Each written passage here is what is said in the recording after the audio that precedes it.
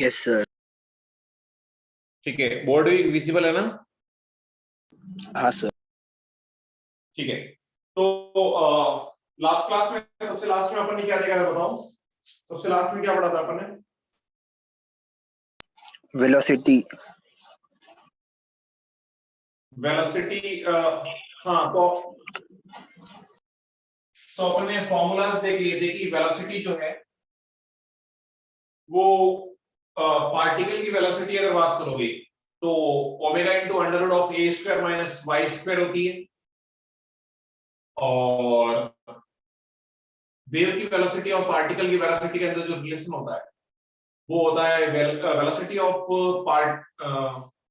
Particle equal to minus of velocity of wave into slope. तो ये सारी चीजें अपन ने पढ़ ली थी।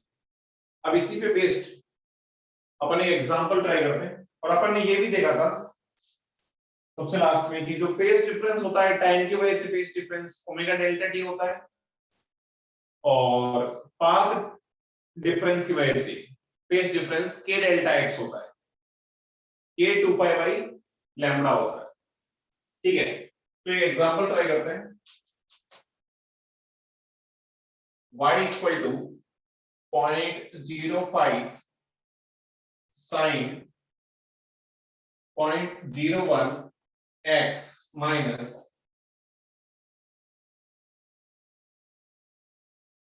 10 pi into t plus pi by 3। तो ये अपने को कोई वेव की इक्वेशन है, और इस वेव की इक्वेशन से अपने को जो कैलकुलेट करना है वेलोसिटी ऑफ वेव कितना होगा, वेवलेंथ कितना होगा, फ्रीक्वेंसी कितनी होगी, ये सब अपने को जो है वो सॉल्व करना है। ठीक है,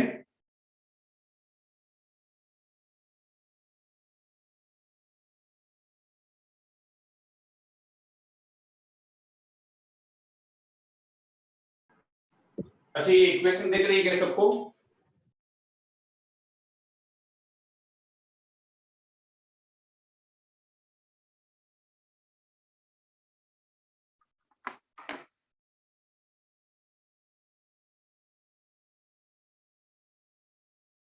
इक्वेशन सबको विजिबल है क्या?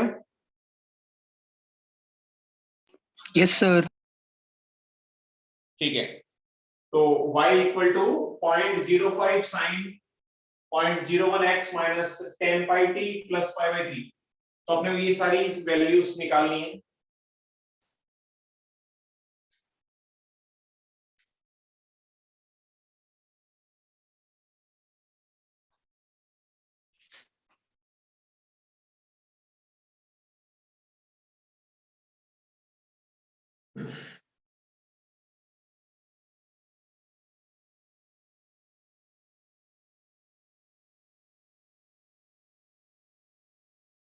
हो गया सर।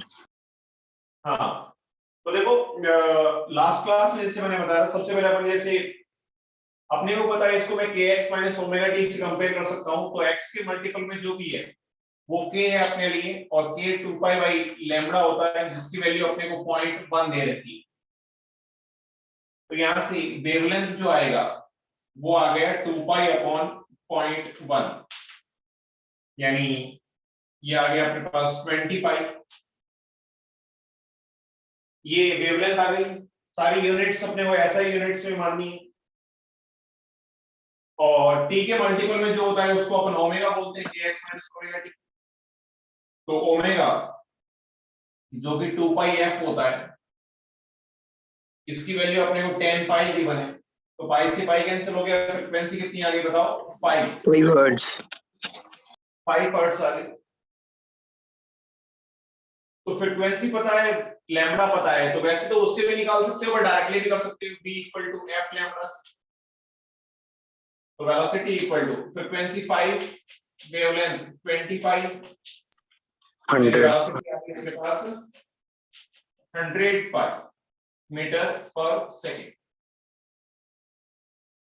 उसके बाद अगर इसका इनिशियल फेज यानी x equal to 0 t equal to 0 पे फेज पूछेगा तो पाई बाई 3 हो जाएगा।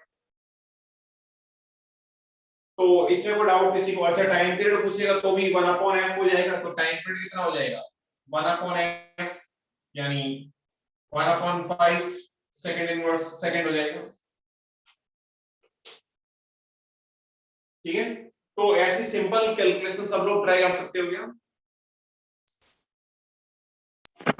हाँ सर। इसमें कोई डाउट नहीं होना चाहिए किसी को, राइट? तो वेव की इक्वेशन से रिलेटेड आई थिंक सब लोग ट्राई कर सकते हो। अब जो इंपॉर्टेंट पार्ट है वो देखते हैं। इस पार्ट को थोड़ा अच्छे से समझना। देखो नेक्स्ट अपन पहले तो एनर्जी देख लेते हैं। एनर्जी तो ठीक है, फॉर्मूला ध्यान रखिए अपने को। एनर्जी या फिर इंटेंसिटी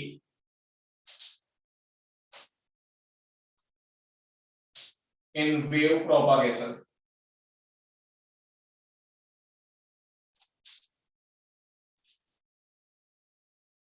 एनर्जी या इंटेंसिटी वेव प्रोपागेशन के अंदर कितनी होती है ये अपन समझते हैं। तो देखो जैसे अपने पास ये कोई वेव है या कोई डिस्टरबेंस है, वेव का मतलब डिस्टरबेंस है, और ये डिस्टरबेंस ऐसे आगे जा रहा है, लेट्स से कि प्लस एक्स के अंदर जा रहा है, उससे अपने को फर्क नहीं पड़ता वैसे। तो अपने को किसी एक पर्टिकुलर, जैसे डिफॉर्मेशन कैसे होता है, जैसे यहाँ पे स्टार्टिंग में t इक्वल टू 0 पे जैसे मैंने ऐसी कोई पल्स क्रिएट करी, तो ये पल्स थोड़ी देर बाद ऐसे जाएगी, फिर और आगे जाएगी, ऐसे चलती जाएगी। तो रस्सी वहीं के वहीं है, स्ट्रिंग वहीं के वहीं है, ओनली फॉर पल्स आगे बढ़ रही है। और इसी को पल्स आगे बढ़ रही है, इसी को अपन क्या बोलते हैं कि एनर्जी आगे बढ़ रही है या फिर मोमेंटम आगे बढ़ रहा है। आगे बात समझ में? अब नेक्स्ट जो है, जो अपने को सॉल्व करना है, वो सॉल्व करना है कि जैसे यहां पे क्या होगा, एनर्जी होगी तो काइनेटिक एनर्जी भी होगी, टोटल एनर्जी भी होगी और पोटेंशियल एनर्जी भी होगी। पोटेंशियल एनर्जी क्यों होगी? क्योंकि इलास्टिक है, तो इसको एक्चुअली इलास्टिक पोटेंशियल एनर्जी बोलते हैं। इलास्टिक वायर है,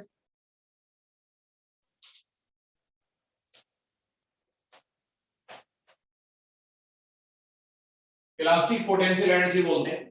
क्योंकि ऐसा क्यों होता है, देखो जैसे मैंने वैसे जब वेव चैप्टर स्टार्ट किया था उस टाइम भी बताया था, एक बार वापस से बता देता हूं।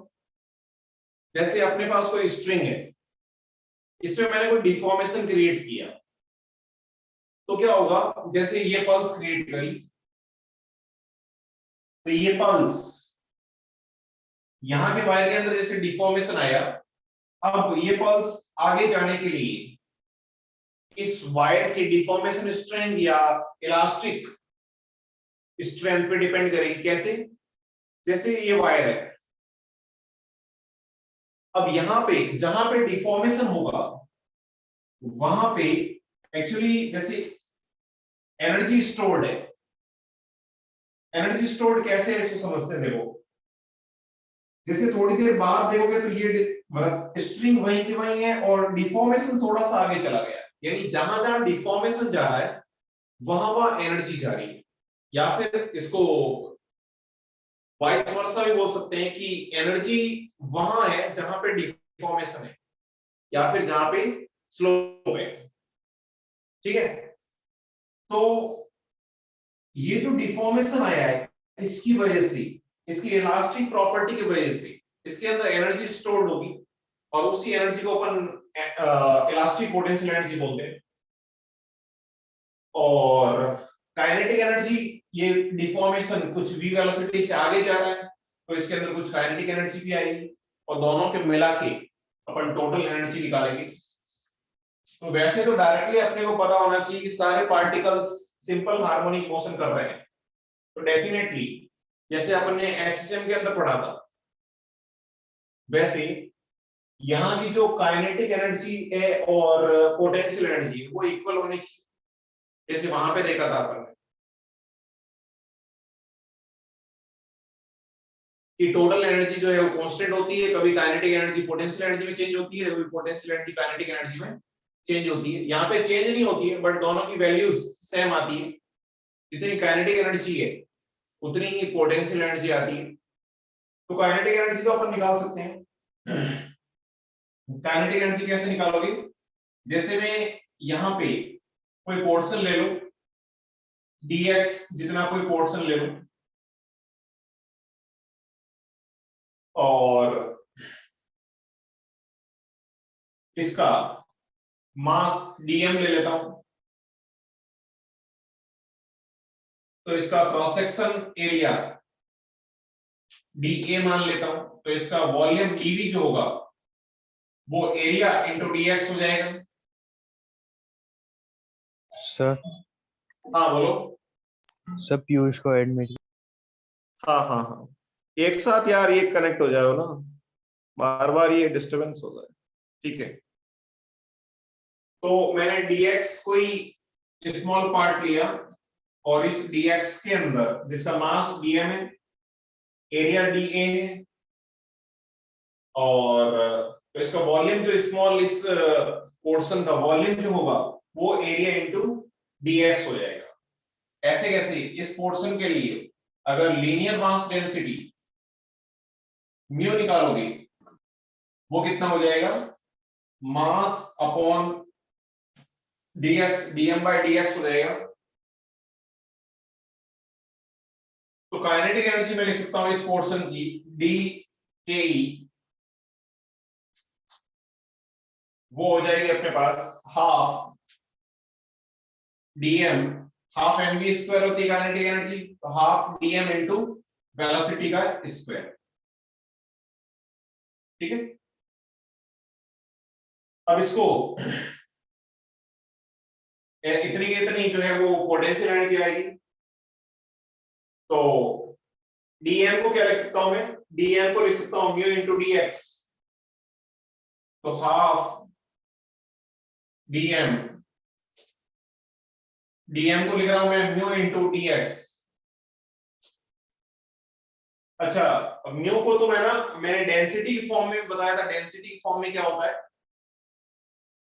इंटू वी स्क्वायर हो गया। डेंसिटी की फॉर्म में बताओ क्या होता है? कि मास को मैं डेंसिटी इंटू वॉल्यूम लिख सकता हूं। तो म्यू जो है अपने पास, इसको मास को डेंसिटी इंटू वॉल्यूम डीवी लिख दिया अपॉन डीएक्स, और डीवी को एरिया इंटू डीएक्स लिख दिया, तो rho into area into dx upon dx. तो डीएक्स से डीएक्स कैंसिल हो गया। म्यू को मैं डेंसिटी इंटू एरिया लिख सकता हूं, म्यू को डेंसिटी इंटू एरिया लिख सकता हूं। तो डी काइनेटिक एनर्जी ये अपने पास आ गई हाफ, म्यू की जगह लिख दिया मैंने rho into density into area, और dx को इधर ट्रांसफर कर दिया de by dx into v square, half rho a into v square. a क्या है? क्रॉस सेक्शन एरिया, रो क्या है? डेंसिटी, v क्या है? वेलोसिटी। ठीक है, तो ये काइनेटिक एनर्जी आ गई पर यूनिट लेंथ। ऐसे कैसे? जो पोटेंशियल एनर्जी आती है पर यूनिट लेंथ, ये भी उतनी आएगी, यानी half rho a into v square. तो ये काइनेटिक एनर्जी और पोटेंशियल एनर्जी आ गई। अब मैं अगर इसी को जो है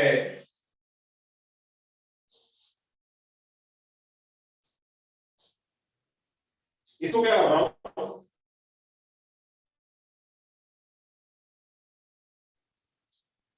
थोड़ा सा इसको सिंपल करता हूं कि काइनेटिक एनर्जी और पोटेंशियल एनर्जी अगर पर यूनिट वॉल्यूम निकालोगे, देखो मैंने ध्यान रखना, थोड़ा सा टर्मिनोलॉजी का ध्यान रखना। अपन काइनेटिक एनर्जी और potential energy per unit length निकाल रहे हैं, dx से डिवाइड कर रहे हैं, तो ये आ रही है। अगर कुछ बुक्स के अंदर d kinetic energy per volume दे रखी है, तो ए इधर आएगा, तो half rho into v square हो जाएगा, half rho into v square हो जाएगा। ठीक है। और वेलोसिटी जो है, वेलोसिटी का यहाँ पे पूरा अपने को सॉल्व करने की जरूरत नहीं है, ऑब्वियसली बात है। एनर्जी यहाँ पे अपन पूरी एनर्जी सॉल्व नहीं करते, जनरली अपन एवरेज एनर्जी लेते हैं। कैसे देखो, इसको ऐसे समझते हैं। देखो तो यहां से total energy per unit length कितनी आएगी बताओ मेरे को। Total energy per unit length, total energy by dx, ये कितना आ जाएगा, हाफ और rho half, A v square, कितना हो जाएगा, rho into A into v square. हाँ, rho into A into b square, ये आ गया। अब अपन ने पढ़ा था कि जो डिस्प्लेसमेंट है या पार्टिकल की वेलोसिटी है y, वो इक्वेशन क्या मानी थी अपन ने, a साइन, पार्टिकल की वेलोसिटी क्या मानी थी, a sine kx minus omega t या ओमेगा टी माइनस kx, कुछ भी मान लो। तो पार्टिकल का वेलोसिटी कितनी होगी, वेलोसिटी हो जाएगी d del y upon del t, यानी a into omega into sine omega T minus kx, ये इसकी वेलोसिटी हो जाएगी। तो वेलोसिटी की वैल्यू पुट कर लेता हूं मैं वहां पे। तो total energy per unit length जो है,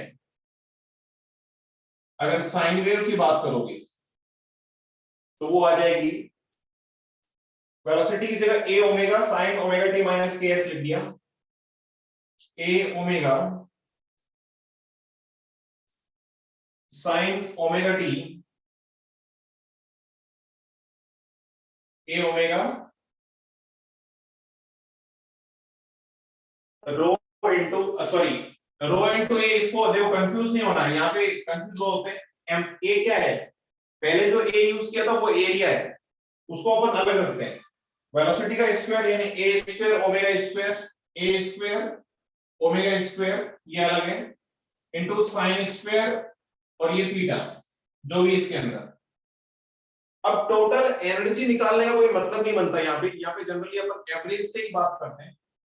तो एवरेज निकालोगे तो बाकी सारी चीजें तो कांस्टेंट है, साइन स्क्वायर का एवरेज कितना होगा बताओ,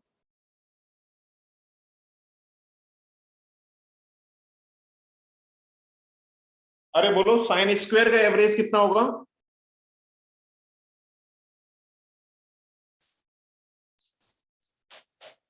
इसकी 1 by वैल्यू अपने 2 पास 0 और 1 के बीच में वेरी करती है, तो एवरेज कितना आ जाएगा, हाफ आ जाएगा।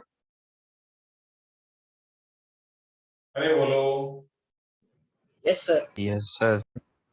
तो टोटल एनर्जी अब है ना, मुझे ऐसा लग रहा है कि एरिया और एम्पलीट्यूड इन दोनों से कंफ्यूज हो रहे हैं कुछ लोग, तो एरिया को मैं इधर ट्रांसफर कर देता हूं और एरिया इनटू डीएक्स डीवी हो जाएगा, यानी पर वॉल्यूम हो जाएगा। तो टोटल एनर्जी पर वॉल्यूम ये आ गई अपने पास, half rho into A square into omega square, half rho A square into omega square.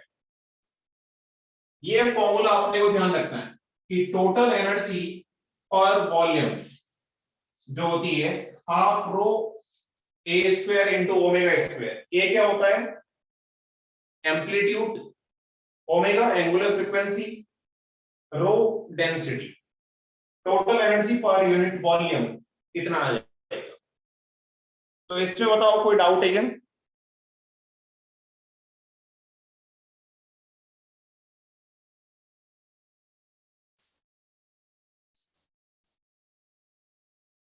अरे बोलो,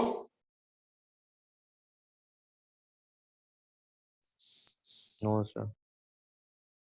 किसी को कोई डाउट नहीं है, राइट। तो मैं इसको थोड़ा सा इसको और एक्सप्लेन करता हूं, मैं यहां से रफ पढ़ता हूं। तो फॉर्मूला अपने को ये ध्यान रखना है, total energy per unit volume half rho A square into omega square हो जाएगा। अब देखो इसमें देखो है ना, ये पूरा चीज याद रखने की जरूरत नहीं, काम की चीज क्या है मैं बता दूंगा अभी तुम्हें।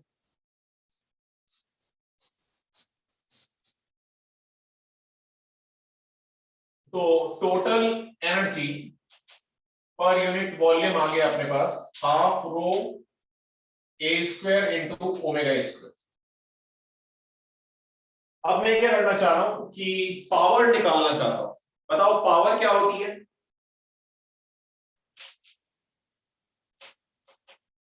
जैसे कोई भी क्रॉस सेक्शन एरिया है उससे यूनिट टाइम के अंदर कितनी एनर्जी ट्रांसफर हो रही है, सॉरी यूनिट टाइम के अंदर, जैसे ये इससे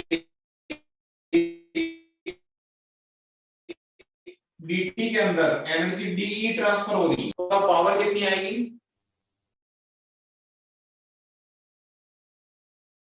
अरे बोलो, पावर पहले पढ़ा है कभी नहीं पढ़ा है? पावर क्या होता है? F dot V. पावर क्या होता है? F dot V। ठीक है, वो तो फोर्स और वेलोसिटी फॉर्म में हो गया, लेकिन वर्क डन या एनर्जी की फॉर्म में क्या होता है? एनर्जी पर यूनिट टाइम ही तो पावर होती है।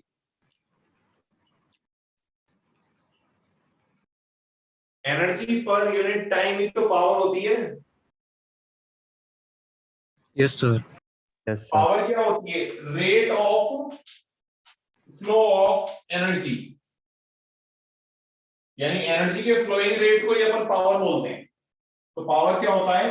dE अपॉन dt, इसको पावर बोलते हैं। तो यहां से अपन पावर सोल्व करते हैं, तो dE निकाल लेता हूं मैं, बाकी सारी टर्म्स इधर भेजता हूं। तो d total energy equal to dB को इधर भेज देता हूं, तो ये हो जाएगा अपने पास एरिया इंटू dx। ठीक है, तो ये हो गया half rho A square into omega square into area into dx, ये dV हो गया। अब मेरे को dE बाई dt चाहिए, तो dE बाई dt निकाल लेता हूं, इसको dt से डिवाइड कर लेता हूं, इसको भी dt से डिवाइड कर लेता हूं। अच्छा, वापस से कंफ्यूजन से बचने के लिए मैं डेंसिटी और एरिया, इसको क्या लिख सकता हूं? डेंसिटी और एरिया, म्यू क्या होता है? म्यू होता है मास अपॉन लेंथ। मास को density into volume, volume area into length. ध्यान रखना, डेंसिटी इंटू एरिया को, डेंसिटी इंटू एरिया को म्यू लिख सकता हूं। तो पावर आ गई अपने पास हाफ, इसको और इसको, इसकी जगह मैंने म्यू लिख दिया A square omega square into dx by dt क्या होगा बताओ? Velocity of wave. Velocity of wave. dV. हाँ, तो ये अपने पास आ गई पावर। ये फॉर्मूला अपने को ध्यान रखना है कि वेव प्रोपागेशन के अंदर जो पावर होती है half mu A square omega square into velocity of wave, ये फॉर्मूला इंपॉर्टेंट है। ठीक है,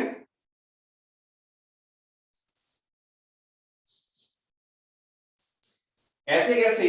जैसे अपन ने पावर निकाला, वैसे वैसे इंटेंसिटी भी निकाल सकते हो। अच्छा बताओ, इंटेंसिटी क्या होता है?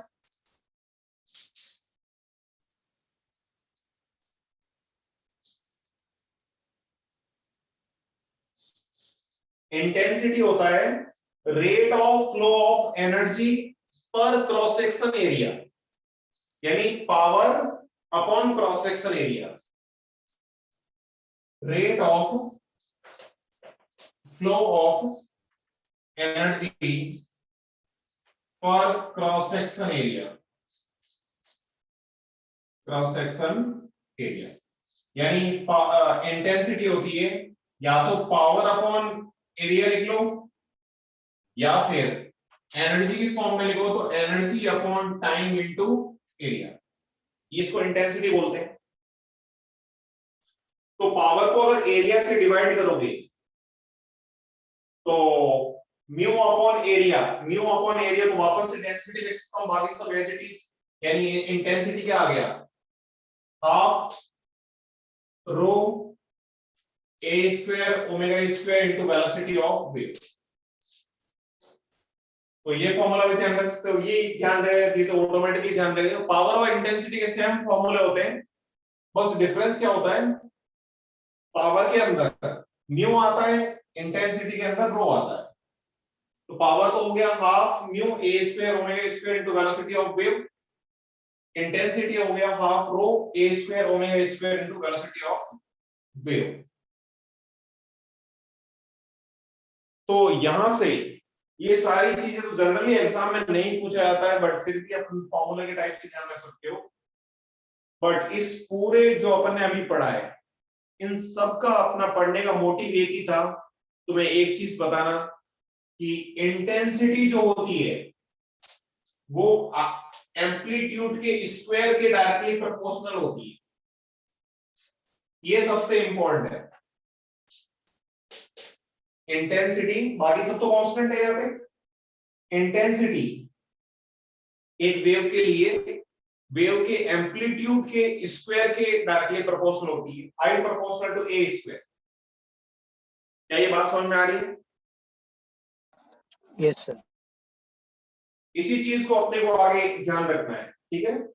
जनरली अब तक कॉम्पिटिटिव एग्जाम के अंदर जो क्वेश्चन पूछे गए वो सारे के सारे क्वेश्चन यहीं से पूछे गए, बाकी जो है यहां से ज्यादा क्वेश्चन अपने से नहीं पूछे जाते हैं। बट ये अपने को ध्यान रखना है, आगे अपन सुपरपोजिशन पढ़ेंगे वेव का, वहां पे भी बहुत ज्यादा जरूरत पड़ेगी। Intensity directly proportional to amplitude का स्क्वायर। तो इन सब में कोई डाउट हो तो बोलो।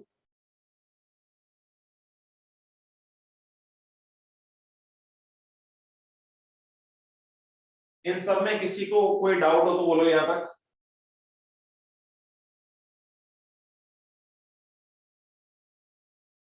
कोई डाउट है किसी को?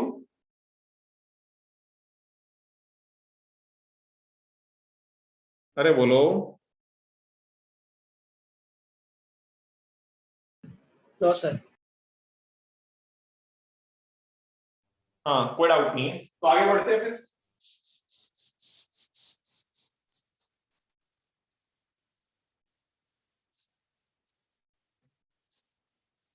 तो एक छोटा सा रिवाइवल कर लेते हैं, फिर अपन अपने को पूरी थ्योरी, थोड़ी सी थ्योरी और पढ़नी है, उसके बाद अपन अच्छे न्यूमेरिकल कर पाएंगे। तो एक छोटा सा एग्जांपल करते हैं कि दो वेव्स हैं, इसके फर्स्ट की इंटेंसिटी I1 जो है, या इसका एम्पलीट्यूड जैसे y equal to 0.05 into sign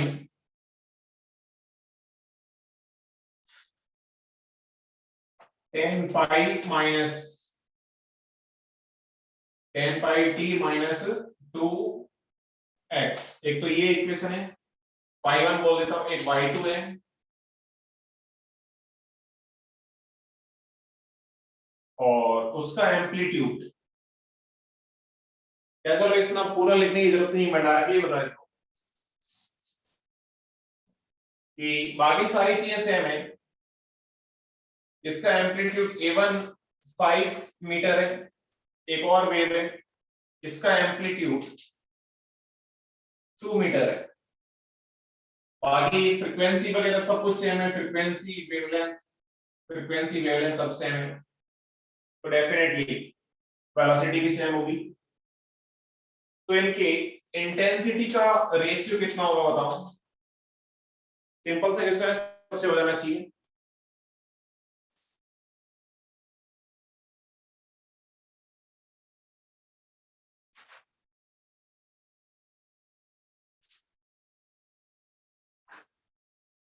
बताओ इनकी इंटेंसिटी का रेशियो कितना होगा।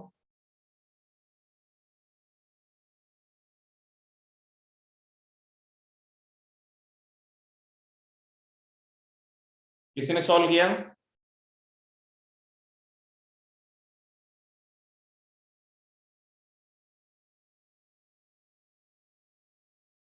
हाँ, तो अभी मैंने बताया था सिंपल सा है कि I proportional to A square होता है। अच्छा, सबको आवाज तो आ रही है ना? Yes, sir. ठीक है, I proportional to a square होता है, तो I1 upon I2 equal to A1 upon A2 का होल स्क्वायर हो जाएगा, यानी A1 कितना है 5, यानी 25 upon 4, यही अपना आंसर हो जाएगा। सिंपल सा क्वेश्चन है। तो इस टाइप के क्वेश्चन, छोटे छोटे क्वेश्चन ट्राई कर सकते हो। अच्छी क्वेश्चन अभी ये थोड़ा सा रुक जाओ, अपन बाद में ट्राई करते हैं। उससे पहले अपने को एक और कॉन्सेप्ट पढ़ना है, उसके बाद अपन न्यूमेरिकल पार्ट पे आते हैं। तो अपने को देखना है amplitude, amplitude when wave travels, amplitude या वेलोसिटी कुछ भी बोल सकते हो, when wave travels from one medium to another medium, एक मीडियम से जब दूसरे मीडियम के अंदर वेव ट्रेवल करे, उस केस के अंदर उसका एम्पलीट्यूड या वेलोसिटी जो है वो किस टाइप से चेंज होती है, ये अपने को देखना है। सबसे पहले तो इक्वेशन कैसे निकालते हैं यही समझते हैं। यहाँ पर इक्वेशन कैसे निकालते हैं इसको समझते हैं। जैसे एक मीडियम, अच्छा यहाँ पे स्ट्रिंग वेव के अंदर एक मीडियम से दूसरी मीडियम का मतलब क्या है कि जैसे अपन ने कोई डिस्टरबेंस क्रिएट किया, कुछ डिस्टेंस तक तो कम थिकनेस का या अलग मटेरियल का वायर है, और थोड़ी देर के बाद वायर जो है वो मोटा हो गया है, स्ट्रिंग जो है मोटी हो गई है, या ज्यादा थिकनेस की या अलग मटेरियल की, तो मीडियम जो है वो डिफरेंट हो जाएगा। ऐसे अगर वेव ट्रेवल कर रही है, मतलब एक स्ट्रिंग से दूसरी स्ट्रिंग अटैच्ड है, तो अपने लिए वो डिफरेंट मीडियम का काम करेगा। तो वेव कैसे ट्रेवल करेगी इसको समझते हैं। जैसे यहाँ पे तो ऐसा वायर है, और यहाँ पे आगे कोई मोटा वायर है सपोज,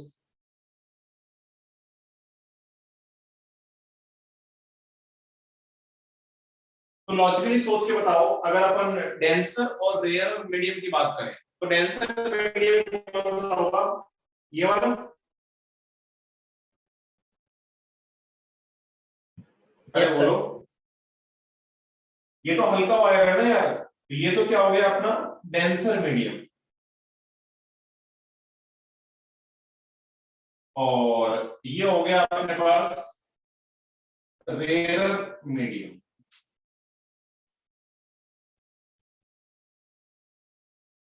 तो वेव, अब बहुत लॉजिकली सोचना, देखो मैं दो अलग अलग केस ले लेता हूं, एक डेंसर से रेयर और एक रेयर से डेंसर।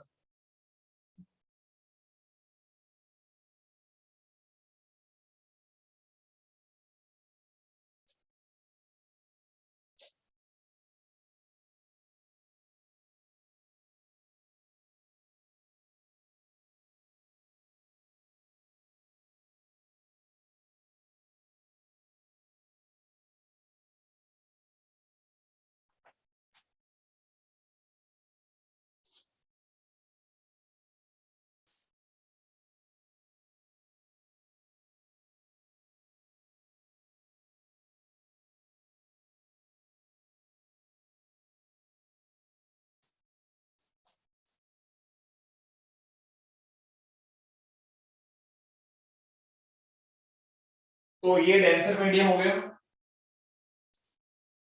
ऐसे कैसे, यहाँ पे ये डेंसर मीडियम हो गया। तो पहले तो अपन इस चीज को थोड़ा सा लॉजिकली समझते हैं कि डेंसर मीडियम से रेयर मीडियम में वेव जाएगी तब क्या होगा, और रेयर से डेंसर में वेव जाएगी तब क्या होगा। तो सबसे पहले तो जैसे यहाँ पे कोई वेव है, या यहाँ पे कोई वेव है, जैसे सपोज यहाँ से कोई डिस्टरबेंस आगे जा रहा है कुछ v वेलोसिटी से, तो सबसे पहले तो अगर तुम्हें याद है तो मैंने तुम्हें स्टार्टिंग में बताया था कि वेलोसिटी जो होती है वो मीडियम की प्रॉपर्टी होती है। वेलोसिटी अगर मीडियम की प्रॉपर्टी होती है, तो क्या मीडियम जब चेंज होगा तो वेव की वेलोसिटी क्या चेंज हो जाएगी? Yes, sir. Yes, sir.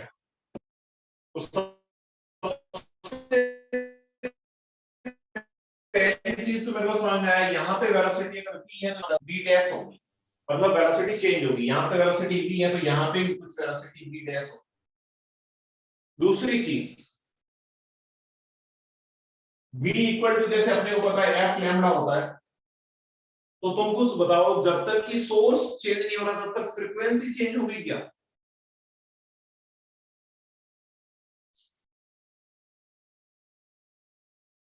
क्या एक मीडियम से दूसरे मीडियम में जाने में फ्रीक्वेंसी चेंज होगी?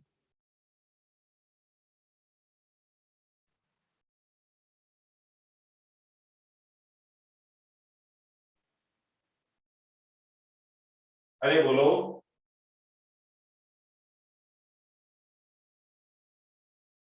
अरे समझ में आ रहा है कि नहीं आ रहा?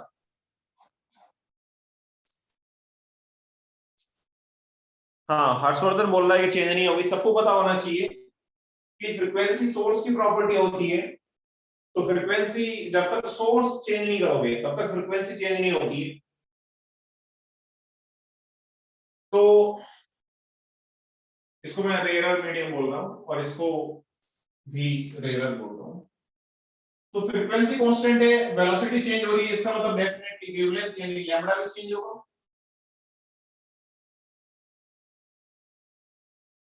यानी यहाँ पे लैम्डा अगर, जैसे मैं 1 2 1 2 ही बोल रहा हूँ, जैसे यहाँ पे वेलोसिटी v1 है, यहाँ पे वेलोसिटी v2 है, फर्स्ट इसको मीडियम 1 बोल रहा हूँ, यहाँ पे मीडियम 2 बोल रहा हूँ, ऐसे कैसे यहाँ पे भी मीडियम 1 बोल रहा हूँ, यहाँ पे मीडियम 2 बोल रहा हूँ। तो यहाँ पे लैम्डा अगर लैम्डा 1 है, ये v1 है तो ये v2 हो जाएगा, वेलोसिटी चेंज होगा। तो लैम्डा 1 है तो यहाँ पे लैम्डा 2 होगा, वेवलेंथ चेंज होगी क्योंकि वेलोसिटी चेंज हो रही है। तो यहाँ पे भी लैम्डा 1 है तो यहाँ पे लैम्डा 2 होगा। फ्रीक्वेंसी सेम रहती है, यानी यहाँ पे फ्रीक्वेंसी f है तो यहाँ पे भी f रहेगी, यहाँ पे फ्रीक्वेंसी f है तो यहाँ पे भी f रहेगी। ठीक है, तो फ्रीक्वेंसी अगर चेंज नहीं हो रही है तो डेफिनेटली ओमेगा भी चेंज नहीं होगा, और अगर लैम्डा चेंज हो रहा है तो k भी चेंज हो जाएगा। यानी यहाँ पे k 1 है तो यहाँ पे k 2 हो जाएगा, तो k जो होता है वो 2 पाई बाई लैम्डा होता है। अब 1 बाई 1 इक्वेशन निकालते हैं। लेट्स से कि यहां पे जो वेव आ रही है इसकी इक्वेशन y1 है, या y इंसिडेंट बोल देता हूं मैं इसको। ये वेव जो आ रही है yi बोल देता हूं, इंसिडेंट वेव। अब इस वेव का कुछ पार्ट तो क्या होगा, कुछ पार्ट तो आगे चला जाएगा और कुछ पार्ट वापस पीछे आ जाएगा। कुछ पार्ट आगे चला जाएगा और कुछ पार्ट पीछे आएगा। तो पीछे आने वाली जो वेव है इसको मैं y रिफ्लेक्टेड बोल रहा हूं, और जो आगे जा रही है उसको y ट्रांसमिटेड बोल रहा हूं। तो जो वेव आएगी या जो एनर्जी आ रही है उस एनर्जी का कुछ पार्ट तो रिफ्लेक्ट होगा, कुछ पार्ट ट्रांसमिट हो जाएगा। आराम से समझना देखो। अब कौन सा पार्ट रिफ्लेक्ट होगा या कितना पार्ट रिफ्लेक्ट होगा या कितना एम्पलीट्यूड वाली वेव रिफ्लेक्ट होगी, यही सब अपने को सॉल्व करना है। तो सबसे पहले तो अपने को इक्वेशन लिखनी आनी चाहिए कि इंसिडेंट, सपोज इंसिडेंट वेव की इक्वेशन, इंसिडेंट वेव की equation y i a incident into sine, first medium से आ रही है तो k1x माइनस ओमेगा t, ये अपने पास कोई इंसिडेंट वेव की इक्वेशन है। तो सबसे पहले तो अपने को वेव की इक्वेशन आनी चाहिए, रिफ्लेक्टेड और ट्रांसमिटेड, इनकी वेव के अंदर वेव की इक्वेशन क्या होगी।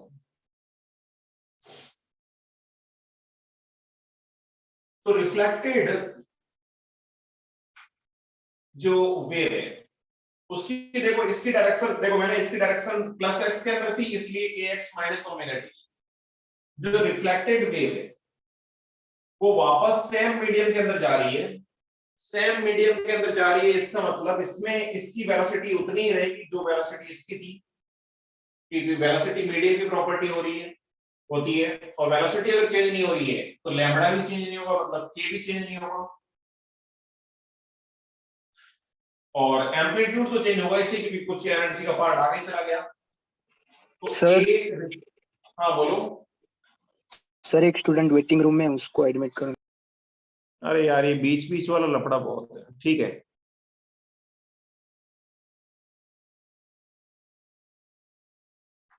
हाँ तो रिफ्लेक्टेड रेज जो है, या सॉरी रिफ्लेक्टेड वेव है, इसका एम्पलीट्यूड ए आर मान लेता हूं इनटू साइन। अब ये ऑपोजिट डायरेक्शन के अंदर जा रही, तो यहाँ इसकी इक्वेशन के एक्स माइनस ओमेगा टी पे इसकी इक्वेशन के एक्स प्लस ओमेगा टी हो जाएगी, यानी के वन एक्स, के तो चेंज नहीं होगा क्योंकि सेम मीडियम के अंदर जा रहा है, तो लैम्बडा चेंज नहीं हो रहा है क्योंकि वेलोसिटी सेम आ रही है, के one x plus camera off हो गया। ओमेगा टी हो जाएगा। क्या हुआ? कैमरा ऑफ हो गया सर। एक सेकंड, एक सेकंड।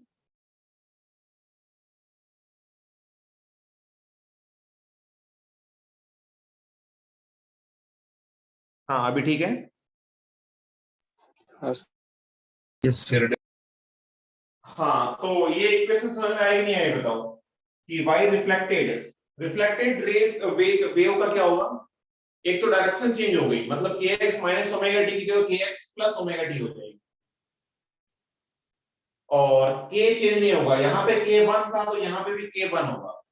क्यों? क्योंकि सेम मीडियम के अंदर जा रही है, सेम मीडियम के अंदर जा रही है तो डेफिनेटली वेलोसिटी सेम होगी, और वेलोसिटी सेम होगी तो लैम्बडा भी सेम होगी क्योंकि फ्रीक्वेंसी तो सेम आनी है। तो k1x plus omega T plus कुछ फेज डिफरेंस आएगा, वो अपने को नहीं पता कितना आएगा, प्लस 5 मान लेता हूं। तो ये रिफ्लेक्टेड वेव की इक्वेशन आ गई। ऐसे कैसे ट्रांसमिटेड वेव की इक्वेशन ये निकालनी है अपने को। तो ट्रांसमिटेड वेव की इक्वेशन कितनी आएगी भाई बताओ। या मैं फेज डिफरेंस हूं इसको मैं आगे बाद में कंसीडर कर लूंगा, अभी मैं इतना ही समझते हैं अपन, इसको बाद में समझेंगे। तो ट्रांसमिटेड जो वेव है उसकी इक्वेशन क्या आएगी बताओ। सिर्फ मैं इक्वेशन लिख रहा हूं, फेज डिफरेंस को बाद में समझते हैं। A transmitted into sine, medium change हो रहा है मतलब k2x आएगा, डायरेक्शन वही है मतलब माइनस ओमेगा टी है। तो क्या ये इक्वेशन लिखनी आ रही है सबको?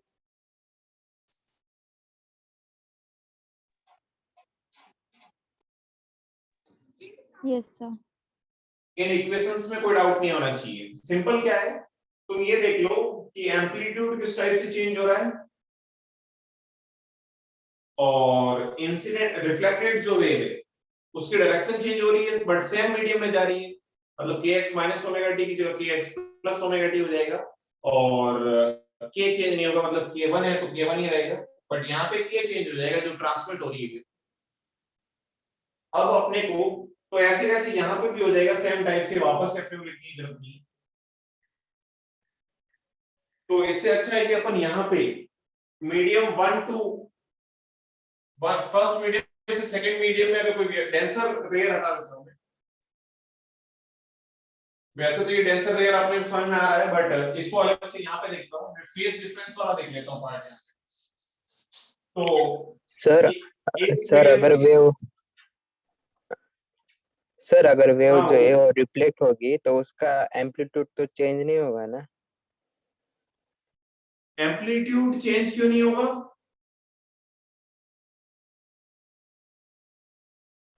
सर लेकिन रियल मीडियम से अगर रिफ्लेक्ट होगी तो फिर से रियल मीडियम में ही जाएंगे ना। तो एम्पलीट्यूड क्यों नहीं चेंज होगा?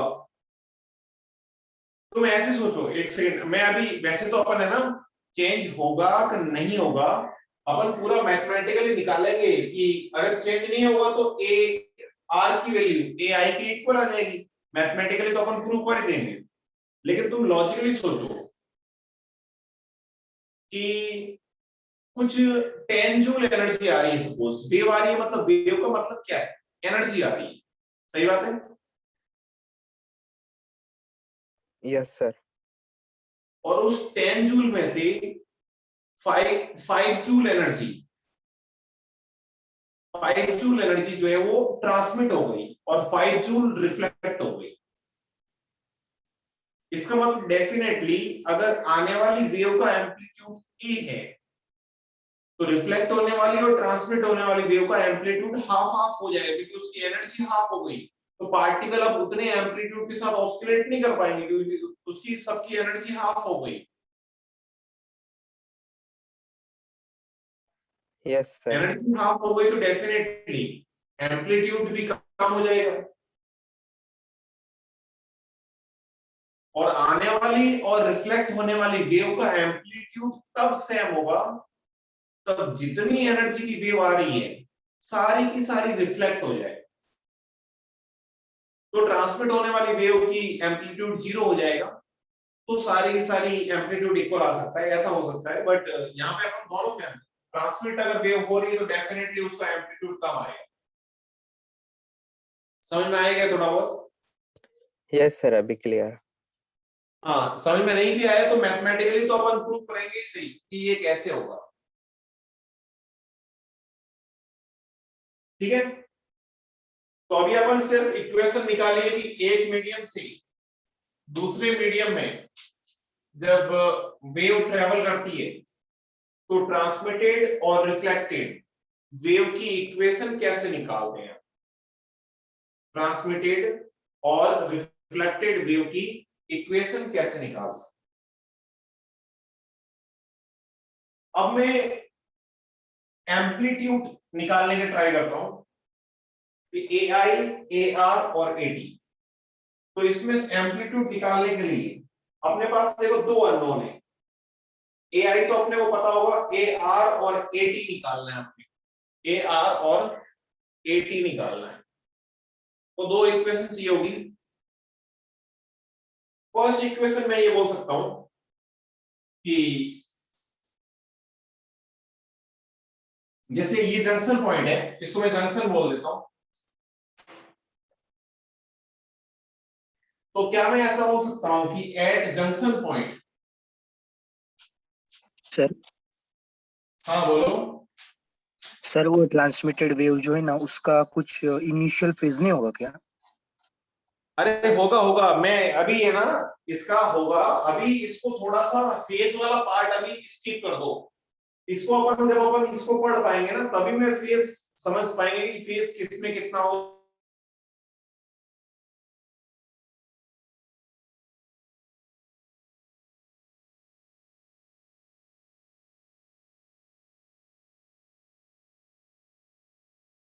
प्लस कहां पे आ रहा है, माइनस कहां पे आ रहा है, ठीक है। ये फेस के साथ मैं वापस अभी समझा दूंगा, थोड़ा सा वेट कर लो। अभी यहां पे समझना थोड़ा सा मुश्किल होगा। तो एट जंक्शन पॉइंट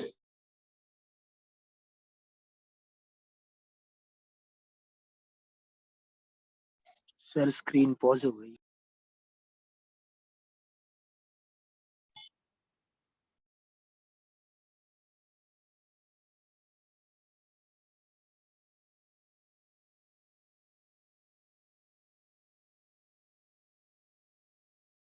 अटक गई सर।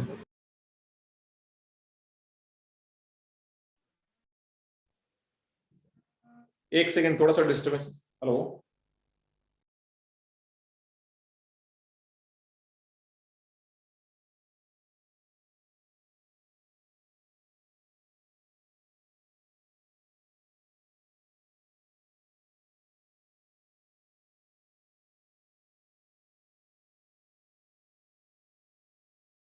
कर लो फिर अपना आराम से कुछ समझ, ठीक है।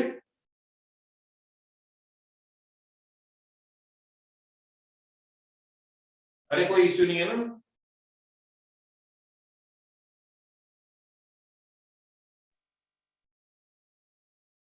अरे आवाज आ रही है कि नहीं आ रही? हाँ सर, अभी आ रही है। आ रही। ठीक है, तो क्या मैं ऐसा बोल सकता हूं कि जंक्शन पॉइंट पे जो वेव आ रही है, वो तो वेव, एक वेव आ रही है, एक वेव ट्रांसमिट हो रही है, एक वेव वापस जा रही है,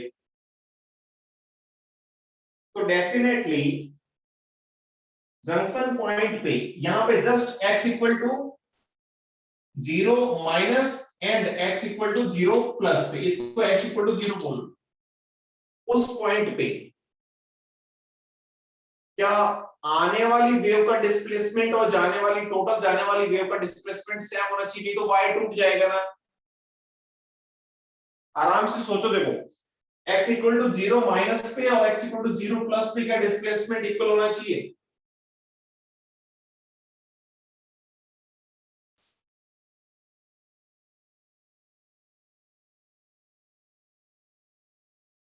मतलब मेरे कहने का मतलब नहीं आई, तुम्हें बात समझ में नहीं आई। मैं ये कहना चाह रहा हूं, ऐसे समझो, देखो जैसे कोई फ्लैट ये कोई स्ट्रिंग है, अब इसमें मैं कुछ डिस्टरबेंस भेज रहा हूं, उसका डिस्टरबेंस, कुछ डिस्टरबेंस जा रहा है और कुछ आ रहा है और कुछ वापस जा रहा है।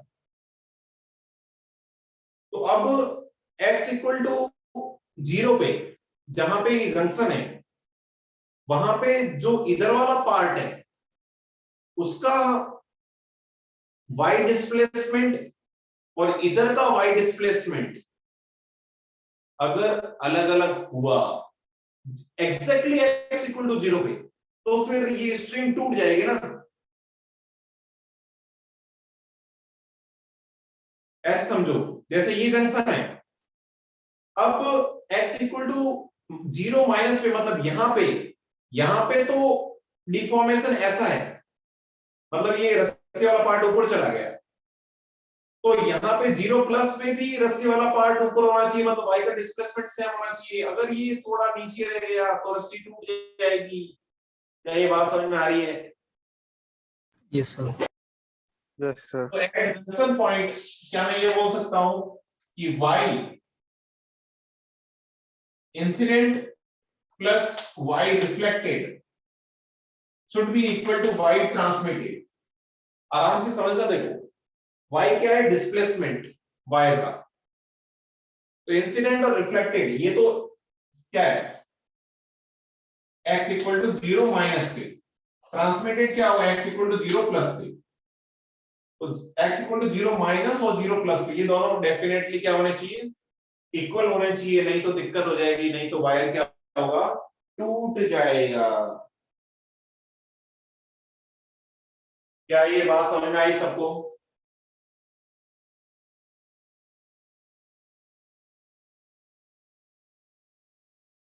ये समझ में आई कि नहीं आई? आराम से बताओ मेरे को। Yes sir.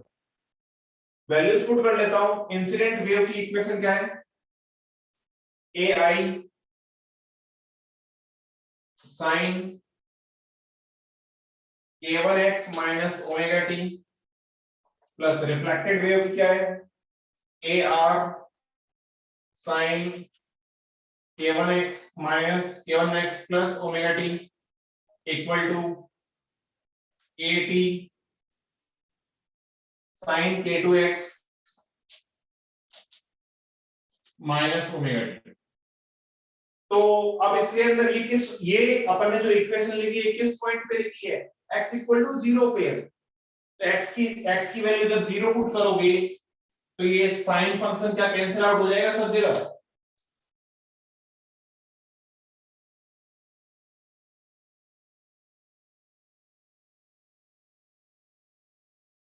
अरे बोलो, आराम से सोच के बताओ मेरे को।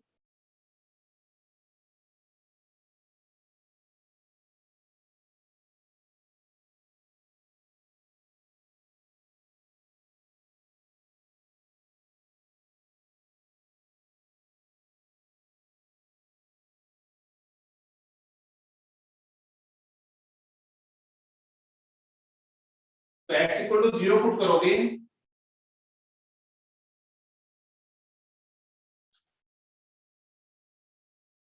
तो यहां पे अपने पास आ जाएगा A incident plus A reflected equal to A transmitted. ये अपने पास इक्वेशन 1 आ गई। अब यहां पे कुछ लोगों को डाउट आता है। क्या डाउट आता है मैं अभी बताता हूं। डाउट ये आता है कि यहाँ पे माइनस ओमेगा टी है, एक्स वाली टर्म तो कैंसिल होगी, माइनस ओमेगा टी है और साइन ऑफ माइनस थीटा होता है, तो माइनस बाहर आ गया तो ये माइनस सी टी आएगा, तो एटी इधर आएगा तो ये प्लस ये टी इज इक्वल टू 0 आ जाएगा। ऐसा नहीं होगा। एक्चुअली अपने को पता है equation omega T minus k x की तो मान सकता हूं मैं, और अगर तुमने के एक्स माइनस ओमेगा टी, फिर तुम्हारे दिमाग में आना चाहिए के एक्स माइनस ओमेगा टी मानो तब भी तो रिजल्ट सेम आना चाहिए, तो तब भी रिजल्ट सेम आता है। लेकिन एक्चुअली इस केस में ट्रांसमिटेड वेव के अंदर कुछ फेस आ जाता है, उसकी वजह से ये साइन अपने आप एडजस्ट हो जाता है। तो A incident plus A reflected equal to A transmitted, ये समझ में आया नहीं आया? First equation incident plus reflected equal to transmitted, ये क्लियर है क्या सबको?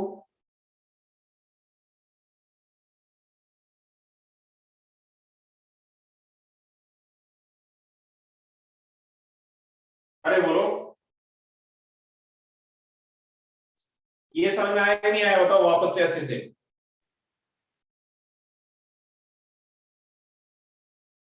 तो ये तो फर्स्ट इक्वेशन, अरे हाँ ना बोल दिया करो तुम यार। हाँ सर। हाँ, तो ये तो फर्स्ट इक्वेशन आ गई। ऐसे कैसे मैं सेकंड इक्वेशन निकालता हूं? वैसे डेरिवेशन जे ए वाले बैच में मैंने नहीं बताया था, क्योंकि इस डेरिवेशन की जरूरत कहीं पे नहीं है, बस तुम्हें डायरेक्टली जो फॉर्मूले आते हैं वो आने चाहिए। हाँ, तो सेकंड इक्वेशन अपन एनर्जी कंजर्वेशन इससे निकालते हैं। फ्रॉम एनर्जी कंजर्वेशन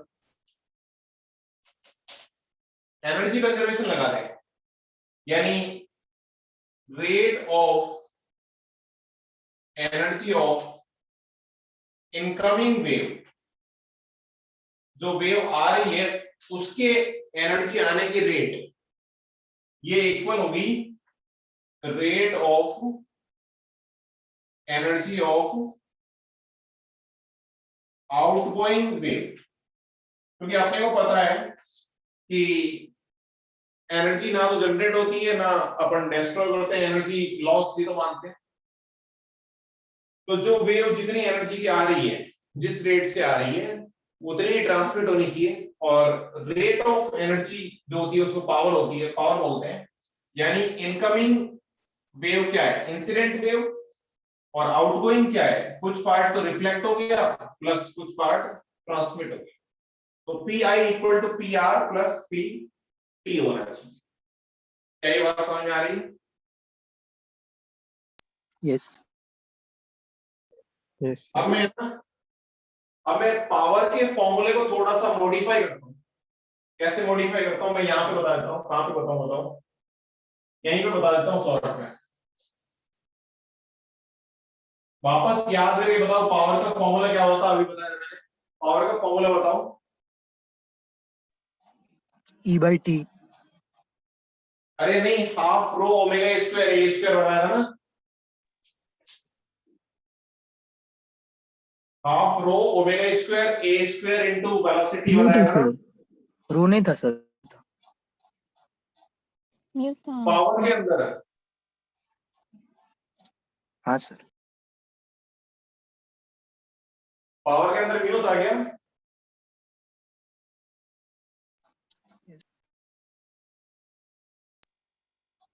पक्का याद है? सर पावर के अंदर म्यू था। हाँ ठीक है, ये लो पावर के अंदर म्यू मान लेता हूं मैं। तो हाफ जो भी था उससे ज्यादा कोई फर्क नहीं पड़ने वाला।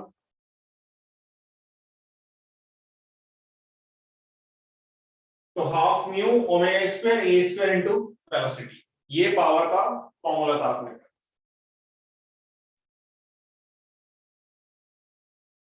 तो वेलोसिटी को जो है, अच्छा म्यू को क्या लिख सकता हूं मैं, अपने को पता है velocity equal to under root of T upon mu होता है, और म्यू की वैल्यू यहां से आ जाएगी अपने पास v square into T, mu की वैल्यू आ जाएगी v square into T. T क्या है टेंशन, v क्या है वेलोसिटी का स्क्वायर, तो पावर आ गया अपने पास हाफ म्यू की जगह v square into T into omega square A square into B, ये पावर का फॉर्मूला आ गया। बस अपन ने म्यू की वैल्यू पुट करी है टेंशन की फॉर्म में, म्यू की वैल्यू पुट करी है टेंशन की फॉर्म में।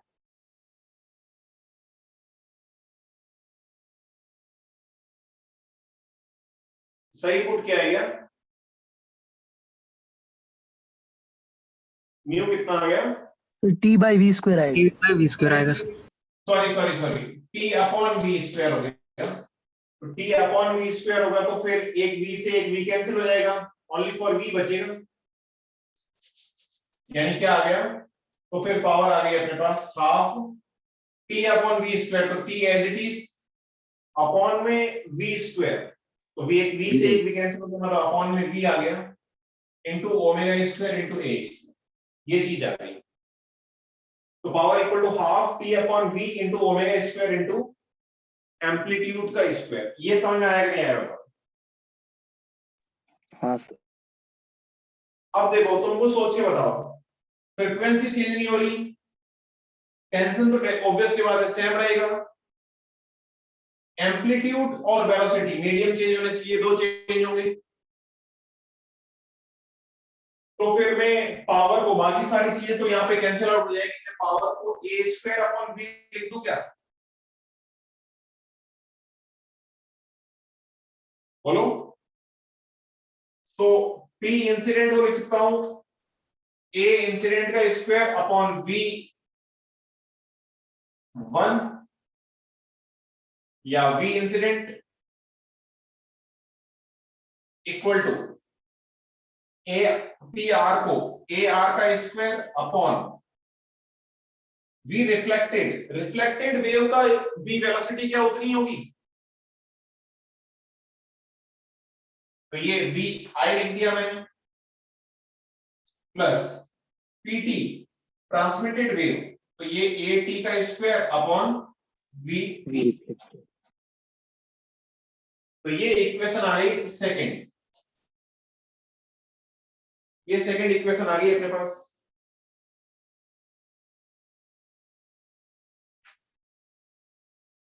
ठीक है, या इसको और सिंपलीफाई करना चाहो तो ये ऐसे लिख सकता हूं मैं, इसको इधर भेज दो, तो ए आई का स्क्वायर माइनस ए आर का square upon V I equal to A T का स्क्वायर अपॉन वी टी, इसको बोल दो इक्वेशन नंबर 2।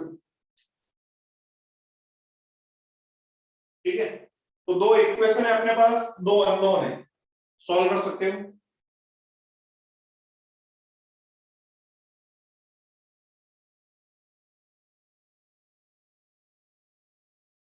ठीक है,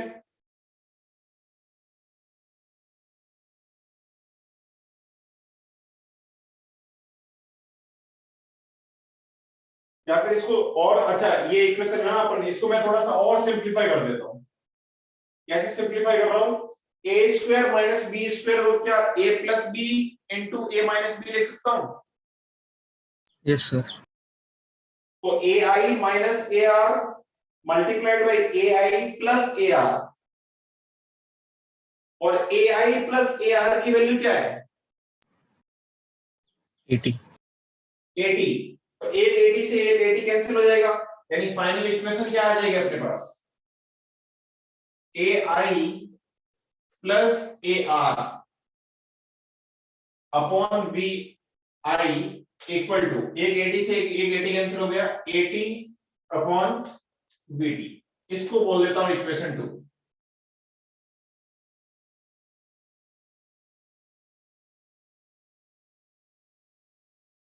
ठीक है, तो इसको सॉल्व करते हैं।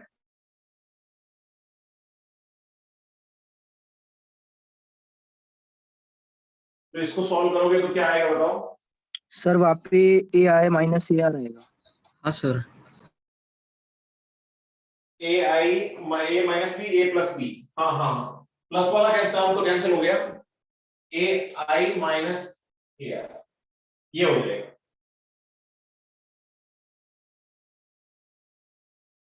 ठीक है, तो फर्स्ट मीडियम में इंसिडेंट और आई और वीटी की जगह, चलो ऐसे रख देता हूं मैं। ठीक है, तो इसको सॉल्व करोगे तुम, जब दोनों इक्वेशन को सॉल्व करोगे, तो अब मैं आगे सॉल्व नहीं कर रहा हूं, तुम सब लोग आई थिंक समझदार हो, ट्राई कर सकते हो। अब मैं डायरेक्टली रिजल्ट लिख रहा हूं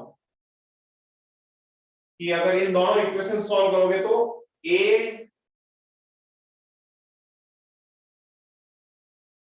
अननोन कौन कौन से पता है ना, दो इक्वेशन है और दो अननोन कौन कौन से हैं, ए आर और ए टी, रिफ्लेक्टेड वेव का एम्पलीट्यूड और ट्रांसमिटेड वेव का एम्पलीट्यूड, दो ये अननोन है और दो इक्वेशन है। सॉल्व कर सकते हो, जल्दी सॉल्व करके बताओ मेरे को क्या आ रहा है आंसर।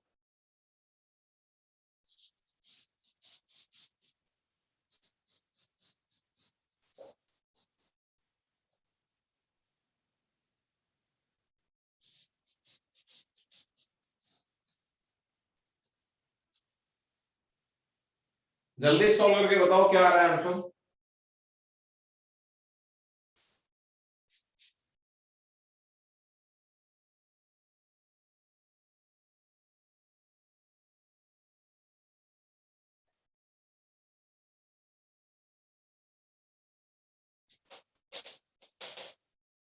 बताओ जल्दी बताओ।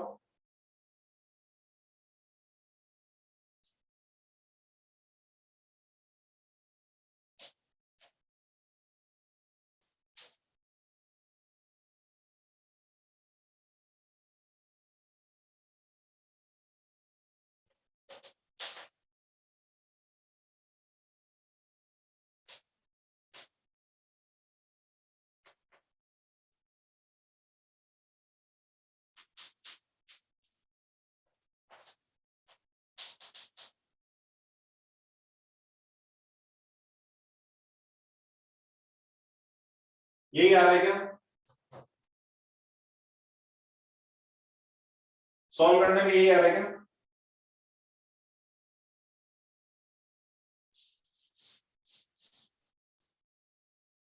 अब इन फॉर्मूलाज को है ना, ऐसे थोड़ा सा आई और टी की टर्म्स में याद करना मुश्किल रहेगा, तो मैं ऐसा करता हूं, इसको सिंपलीफाई 1 और 2 की फॉर्म में लिख लेता हूं। फर्स्ट मीडियम से अगर सेकंड मीडियम में जा रही है, तो फर्स्ट के अंदर वेलोसिटी v1, सेकंड के अंदर वेलोसिटी v2, और v1 और v2 की फॉर्म में लिखोगे तो ये तो क्या हो जाएगा 2v2 upon v1 plus v2, ये हो जाएगा v2 minus v1 upon v1 plus v2। ऐसे लिख लेता हूं फॉर्मूले में, वो याद करना ज्यादा आसान है। तो ट्रांसमिटेड वेव का एम्पलीट्यूड कितना हो गया 2v2 upon v2 minus v1 into amplitude of incident wave, reflected v2 minus v1 upon v1 plus v2 multiplied by a।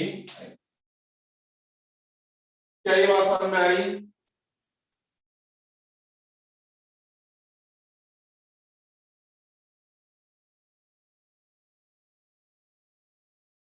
अरे समझ में आ रही नहीं आ रही।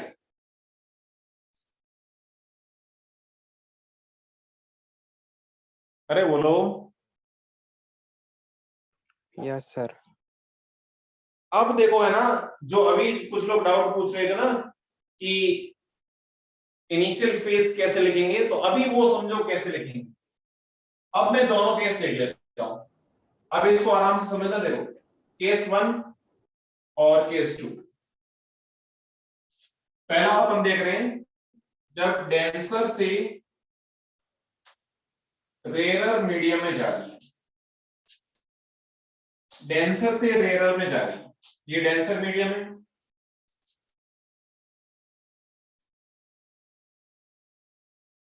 और ये रेयर मीडियम। डेंसर का मतलब V1 बोल रहा हूँ, रेयर का मतलब V2 बोल रहा हूँ, और डेंसर मीडियम अपने को पता वेलोसिटी जो है वो कम होती है, यानी V1 जो है वो लेस देन V2 है। V1 अगर लेस देन V2 होगा तो यहां से अपने को समझ में आ रहा है कि जो AR है, V2 अगर कम होगा तो AR नेगेटिव होगा, और AT तो हमेशा पॉजिटिव है, AT तो हमेशा पॉजिटिव है, AT हमेशा पॉजिटिव है। इसका मतलब जो ट्रांसमिट हो रही है वो वेव तो जैसे आ रही है वैसे के वैसे जा रही है, मतलब ऐसे आ रही है तो ऐसे ही जा रही है। लेकिन AR नेगेटिव है, मतलब रिफ्लेक्टेड रे, नेगेटिव का मतलब क्या है, y direction, negative y direction के अंदर है, इसका मतलब पलट के वापस जा रही है। और वेव अगर पलट गई मतलब कितना फेस आ गया, वेव पलट गई मतलब कितना फेस आ गया बताओ।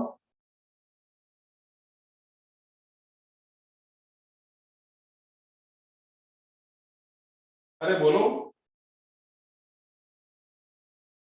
180 पाई का जो है वो फेस डिफरेंस आ जाएगा। तो अब मैं देखो ना तीनों की इक्वेशन लिख रहा हूं। एम्पलीट्यूड तो अपने को पता ही है, निकालना आ गया अपने को। तो incident wave, sorry Y I, ये जो है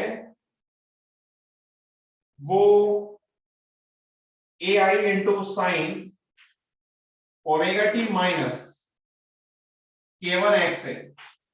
तो रिफ्लेक्टेड और ट्रांसमिट क्या होगी बताओ। रिफ्लेक्टेड वेव जब डेंसर से रेयर में जाएगी तो AR नेगेटिव है, डेंसर से जब रेयर मीडियम में जाएगी यानी V2 कम है और V1 ज्यादा है, तो डेंसर से अगर रेयर मीडियम में जाएगी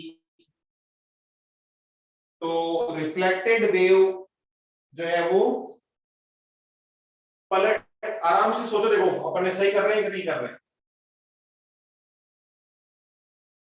डेंसर का मतलब V1 कम है, रेयर का मतलब V2 ज्यादा है। ध्यान रखना रेयर मीडियम में हमेशा velocity in rare medium always ज्यादा होती है। जैसे तुम ऐसे बताओ मेरे को कि पानी में चलना ज्यादा आसान है या हवा में। हवा में। हाँ, क्योंकि वो रेयर मीडियम है, तो रेयर मीडियम में वेलोसिटी हमेशा ज्यादा होती है। तो रेयर मीडियम में वेलोसिटी ज्यादा है मतलब V2 ज्यादा, सॉरी हाँ सही लिखा है ना अपन ने, V2 ज्यादा है V1 से, और V2 ज्यादा है अगर V1 से तो फिर तो AR पॉजिटिव आएगा ना।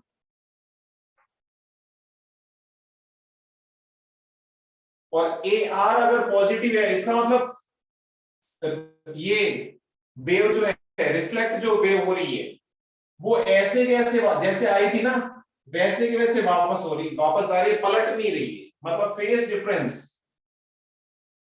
डिफरेंस जीरो का है, पलट नहीं रही है मतलब फेस डिफरेंस जीरो है, उल्टी नहीं हो रही ना, सिर्फ जैसे आई थी वैसे वैसे, जैसे ऐसे आई थी तो वापस ऐसे ही जा रही है। पलटने का मतलब ऐसे आई थी और ऐसे जा रही है,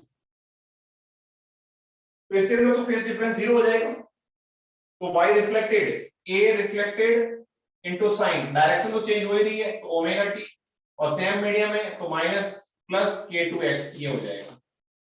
और ट्रांसमिटेड तो हमेशा पॉजिटिव ही है, कभी नेगेटिव हो ही नहीं सकता, तो AT तो हमेशा पॉजिटिव होता है, तो AT into sine omega T minus K change हो जाएगा तो K2 इंटू एक्स, रिफ्लेक्टेड के अंदर K1 ही होगा। ठीक है, इस टाइप से अपन इक्वेशन लिख सकते हैं, यहां पे फेज डिफरेंस जीरो आए। सेकंड केस देखते हैं अपन, रेयर टू डेंसर मीडियम। तो इस केस में रेयर मतलब V1 क्या है, ज्यादा है V2 से, V1 ज्यादा है V2 से, इसका मतलब AR क्या आएगा, नेगेटिव आएगा। AR नेगेटिव मतलब माइनस वाई के अंदर, माइनस वाई के अंदर मतलब वेव अब पलट जाएगी। आने वाली वेव अगर ऐसी है तो जाने वाली वेव जो है इस जंक्शन पॉइंट पे, आगे वाली वेव तो ऐसे ही जाएगी, लेकिन यहां पे जाने वाली वेव अब ऐसे घूम के जाएगी। मतलब फेज डिफरेंस कितना आ गया, पाई का आ गया। तो अब इंसिडेंट इक्वेशन वही मान रहा हूं मैं, तो रिफ्लेक्टेड वेव की इक्वेशन क्या होगी बताओ, A reflected into sine omega T plus k1x plus pi आ जाएगा, पाई का फेज डिफरेंस आ जाएगा,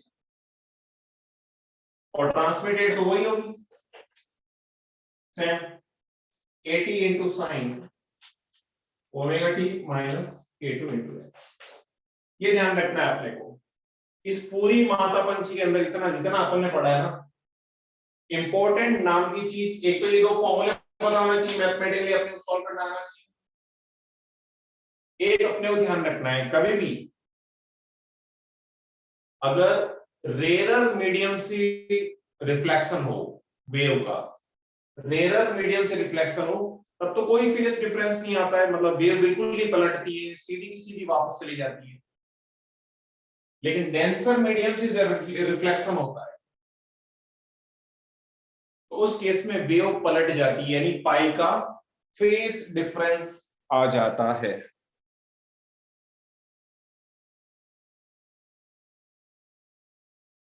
तो अब मेरे को बताओ कि स्टार्टिंग में जो मेरे से पूछ रहा था ना कि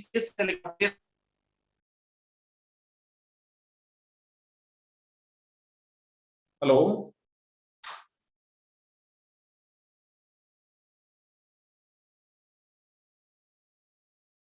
समझ में आया कि नहीं आया बताओ। Yes sir.